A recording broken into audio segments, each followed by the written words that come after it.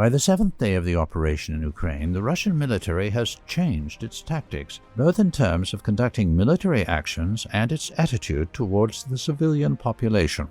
Numerous unmanned reconnaissance vehicles of the Russian armed forces were observed in the skies over Ukraine. Rear and supply columns began to move with combat guards. The movement of armored vehicles, both on the march and in urban areas with infantry on armor, was noted. Presence of strike aircraft in the skies of Ukraine has increased. Coordination and interaction between various units have intensified. Artillery is used wherever possible. Additionally, the Russians began striking military facilities that they had apparently previously planned to seize relatively undamaged. The reaction of Russian units to provocative actions on the part of civilians and especially members of the so-called territorial defense forces has also changed.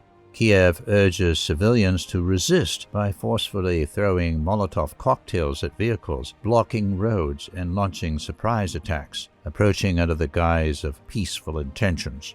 Until March 1st, Russian servicemen had orders to avoid retaliating to provocations in every possible way.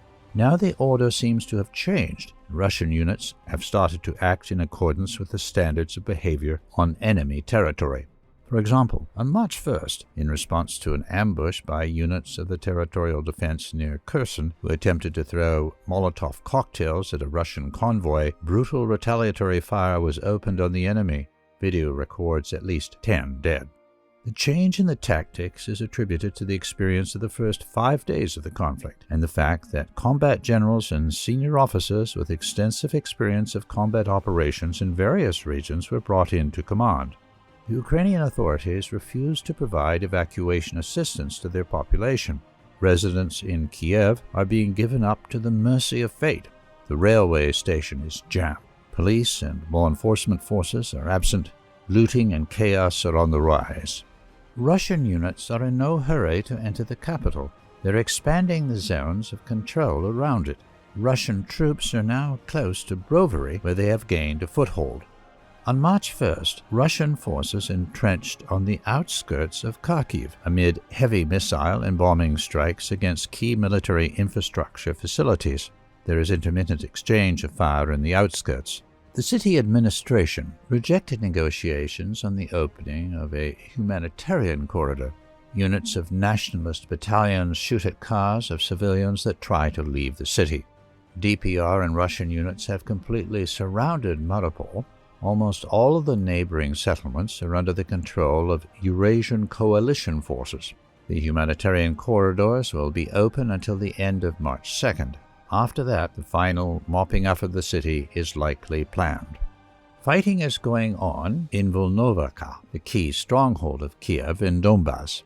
Ukrainian units are trying to provide cover for the withdrawal of their main forces from the region.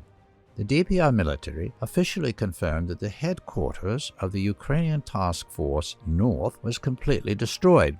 Almost all the officers were killed. Headquarters of the East Task Force was also destroyed. LPR forces also enjoyed considerable success.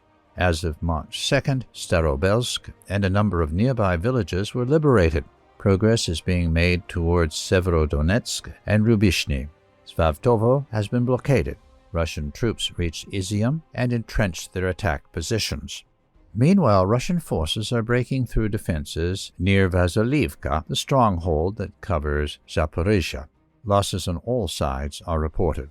These events came amid the complete takeover of the important regional center of Kherson.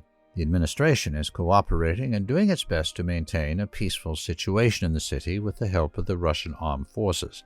The disarmament of the members of the territorial defense began. The police, ambulance, and emergency services are working as usual. Russian forces are encircling Nikolaev city. As of March 2nd in the morning, the city is already semi-enclosed. The Nikolaev-Krivoy Rog Road is cut. The war in Ukraine from 2014 to the present has already become the bloodiest conflict in Europe in the last 77 years, surpassing all of the Yugoslav wars combined. Over the past 6 days, according to sources inside the conflicting parties, at least 2,730 personnel on the Russian and LPDR side and 11,150 on the Ukrainian side, including deserters, have been killed or missing.